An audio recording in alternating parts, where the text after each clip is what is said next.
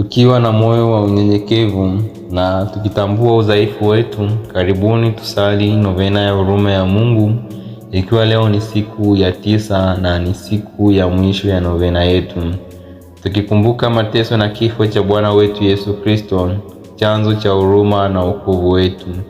Hivyo kwa moyo wa unyenyekevu na imani, nawaalika tumkaribie Yesu mwenye huruma, tukimwomba atusamehe, atuponye na kutujaza neema zake. Na leo tukiziombea roho zote zile vuguvugu, tukiombea huruma ya Mungu ili aweze kuizamisha katika kilindi cha huruma yake. Tuianze novena yetu kwa jina la Baba na la Mwana na la Roho Mtakatifu. Amina. Sala ya kutubu. Mungu wangu, nimetubu sana niliyokosa kwako, kwani ndiwe mwema, ndiwe mwenye kupendeza.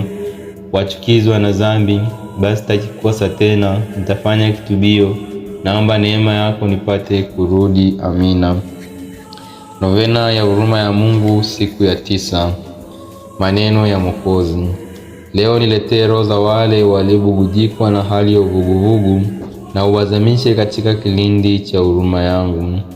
Roho hizi huumiza sana moyo wangu. Roho yangu iliteseka sana kwa kinyaa cha kutisha kule bustanini, kwa sababu ya roho hizi vuguvugu. Ni wao waliosababisha nilie. Baba, ikiwa ni mapenzi yako, niondolee mbali kikombe hiki nisikinywe. Kwa watu hawa tumaini la mwisho lililobakia ni kuikimbilia huruma yangu tu basi.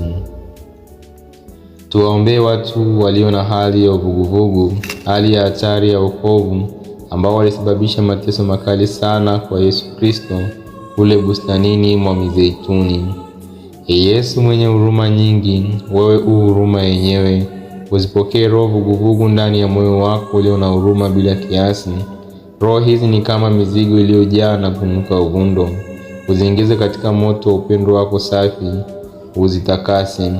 Roho hizi zilikutia kinyaa kingi, sasa uziwashe tena, na kwa huruma yako uzipe paji la upendo mtakatifu. Yesu mwenye huruma kuu, tumia uwezo wako na uzipatie roho hizi bidii tena, kwani kwako hakuna kisichowezekana.